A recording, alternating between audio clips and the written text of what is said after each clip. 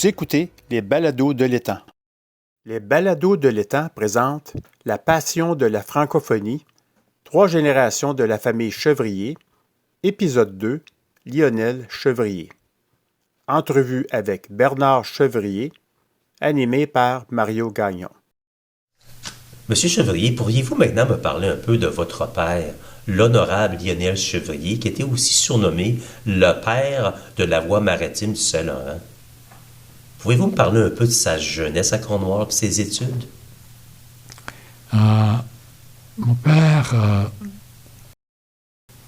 la famille habitait dans l'ouest de la ville, pas loin de la rue Pitt, parce que à cause du commerce de grand-père.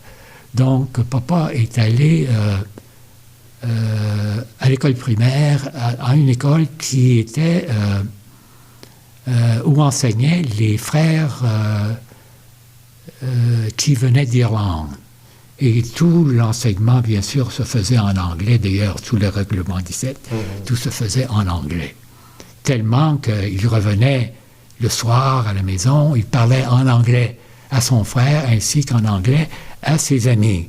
Et mes parents, ils n'aimaient pas ça du tout, donc ils lui ont fait prendre des leçons avec une religieuse de la congrégation Notre-Dame. Et ils l'ont envoyé par la suite continuer ses études en français, secondaire en français, au collège de l'Université d'Ottawa, où il a été 4 ans pensionnaire. Il a continué un autre 4 ans pour terminer son cours classique, également à l'Université d'Ottawa, toujours comme pensionnaire. Toujours, bien sûr, des cours en français. Parce qu'il n'y avait rien disponible de ce temps-ci à Cornwall en français dans les hautes études. Non. Et puis pour ses études universitaires, il est allé faire son cours de droit à Osgoode Hall à Toronto. Là, tout était bien sûr en anglais. Alors, si je peux résumer, dès le début, dès sa jeunesse, dès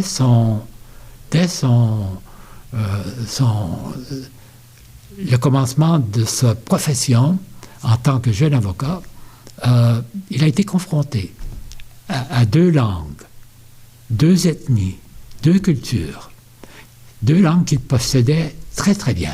C'est comme ça qu'aujourd'hui on prétend, et à l'époque, qu'il était parfaitement bilingue. Il parlait et l'anglais et le français très très bien. Et ça a été une marque de commerce, si je puis dire, très dominant de toute sa carrière. Et d'ailleurs, en fait, je pourrais t'en donner des tas d'exemples, mais je peux t'en mentionner qu'un exemple. C'est quand il est arrivé jeune député en 1932 au Parlement à Ottawa, on lui a demandé de faire la réponse au discours du trône, son premier discours important, en réponse au discours que le gouverneur général prononce à l'ouverture d'un Parlement.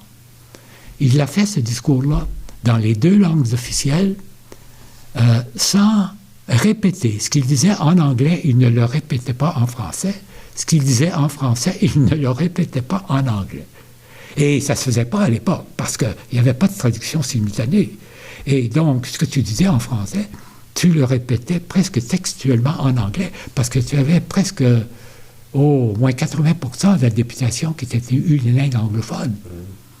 Donc, mais lui, il l'avait fait sans répéter dans l'une ou l'autre langue ce qu'il avait dit à ce moment-là. Et puis ça a été, je pense, ça a été une première. Je pense que ça a été une première dans les annales des débats à la Chambre des communes à Ottawa. Ça fait démontrer maintenant sa très ample connaissance pour commencer du langage, et aussi que quand tu veux, tu peux pas traduire littéralement, ça n'a pas le même impact sur les personnes. Ça, c'était vraiment brillant de votre père de faire ça. Pouvez-vous un peu me décrire votre relation avec votre père?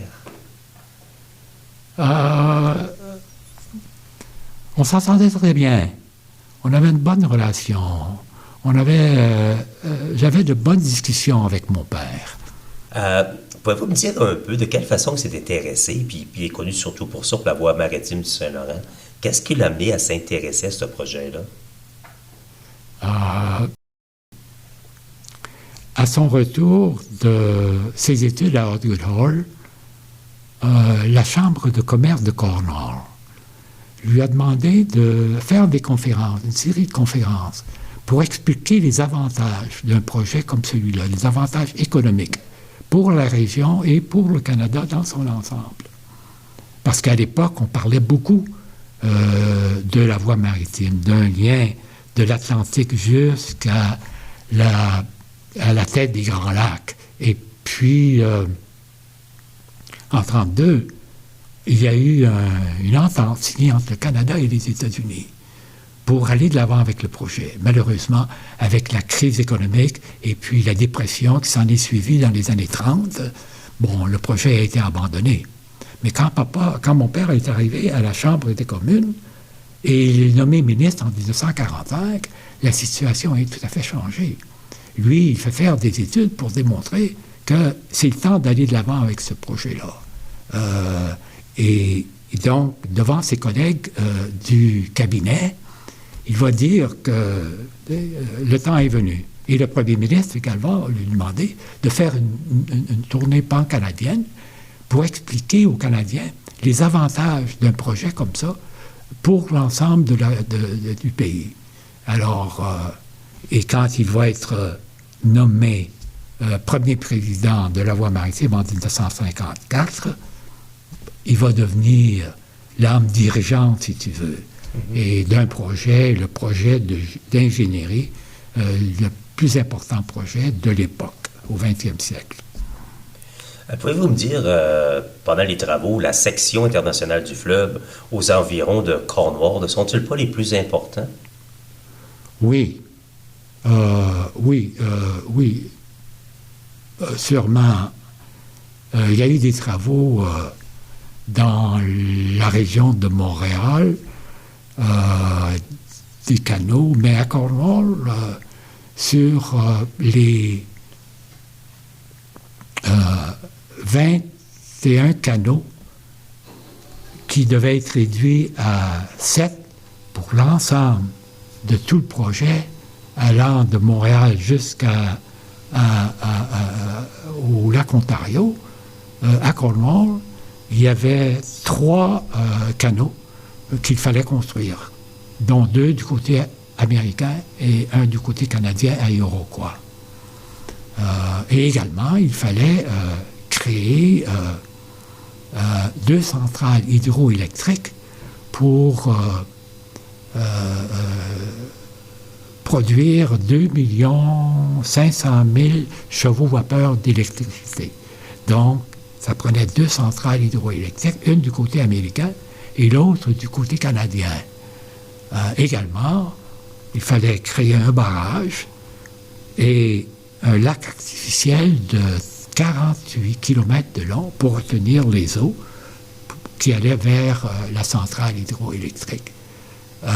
Et en inondant presque 2500 hectares de terrain, ça voulait dire que vous déplaciez 4 villages, des milliers de personnes avec leurs maisons qu'il fallait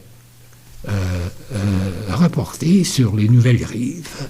Ça a été donc un travail très important dans cette région-là. Mais pour l'ensemble du projet tout entier, c'était simplement une partie. D'ailleurs, c'est Hydro-Ontario, la corporation Hydro-Ontario, qui était responsable pour la section hydroélectrique dans la région de Cornwall. Mais pour l'ensemble du projet qui allait de l'Atlantique jusqu'à la tête des Grands Lacs, ben là, c'était un projet qui demandait l'embauche de presque vingtaine de milliers d'ouvriers, dont 500 ingénieurs, avec des outils et des machineries parmi les plus performantes au monde. D'ailleurs, plusieurs personnes vont être surpris à ce moment-là d'apprendre que la voie maritime avait été construite en moins de 5 ans. Ce qui était incroyable. C'est impressionnant, oui. Parce qu'un projet équivalent en importance à celui-ci était le canal de Panama, qui était en construction à peu près, enfin un peu plus tôt que ça, je crois, mais ça leur avait pris 20 ans avant de construire le canal de Panama. Alors qu'ici, on l'avait fait autour de 5 ans. Puis quand vous pensez aussi qu'il fallait aussi avoir des ententes avec les États-Unis, avec nos confrères autochtones et puis canadiens, fait que ça faisait beaucoup aussi de travail du côté diplomatique pour être capable de mettre ce projet à bien là. Et puis on en bénéficie encore aujourd'hui comme de l'électricité, de bénéficier d'un projet qui avait deux façons, c'est de favoriser le transport maritime. En même temps, le même projet pouvait générer de l'électricité. C'est vraiment superbe. Oui. Je suis certain que vous pourriez en parler, votre père, parce qu'il y a eu une très longue carrière politique aussi. J'ai lu certains de livres que vous avez écrits, et puis c'est super. Mais, M. Chevrier, pourriez-vous me parler un peu des traits de caractère de votre père? Ah oui. Enfin, il y avait plusieurs traits de caractère. Il était bien sûr très courageux, un très, très gros travailleur, très honnête et très fier, et bien sûr très fier de ce qu'il faisait, très fier de son pays, très fier de ses ancêtres, très fier de son père. Il admirait, il appréciait beaucoup, il aimait beaucoup son père. Mais je dirais peut-être son trait le plus caractéristique. D'ailleurs, oui, vous avez le livre que j'ai écrit sur lui. Je l'avais intitulé « Lionel Chevrier, un homme de combat ». Je crois que pour moi, c'est son trait caractéristique. C'était un homme de combat. Pour lui, la vie était un combat. Combat matériel, financier, un combat intellectuel, un combat spirituel, bien sûr un combat politique. Mais pour lui, il fallait entreprendre, aller de l'avant. C'était son leitmotiv, si je peux dire. C'était ça. Il ne pouvait pas rester en place. Il fallait qu'il fasse toujours quelque chose. Je peux en donner quelques exemples. Enfin, j'ai un exemple qui me vient à l'esprit. C'est en 1957, quand il est encore président de la Voie maritime Saint-Laurent, il lui reste 6 ans avant d'arriver à son terme, qui était un terme de 10 ans. Et le premier ministre lui offre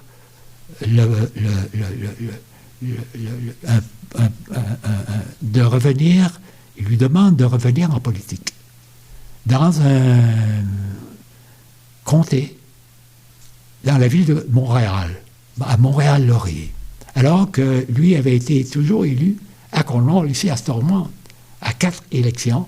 Il avait déjà fait presque 20 ans en vie politique, en vie publique active.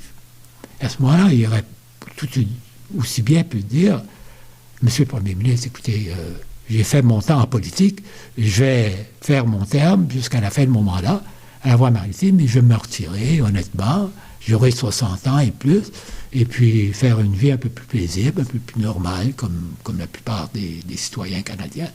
Non. Il accepte l'offre que lui fait le Premier ministre. Un autre défi. Un autre défi. Il était tellement combattant, il aimait tellement combattre pour les idées auxquelles il croyait, surtout devant ses collègues parlementaires. C'était un excellent debateur. Alors, pour moi, je crois que ça a été l'erreur de sa vie quand même, d'avoir accepté cette offre-là, parce que ça lui a causé plusieurs ennuis par la suite. Comme on dit, c'est un combattant, il ne peut pas rester à rien faire. Belle caractéristique de votre père. Puis en vous entendant parler, une des choses que je pense que vous avez en commun avec lui, c'est la fierté de votre père et de vos ancêtres. Je vous entends parler de votre père et de votre grand-père, puis vous êtes tellement fiers d'eux, tel que votre père était fier. Il vous a aussi donné la fierté d'être un franco-ontarien. Fait que vous avez ça dans votre sang, vous aussi.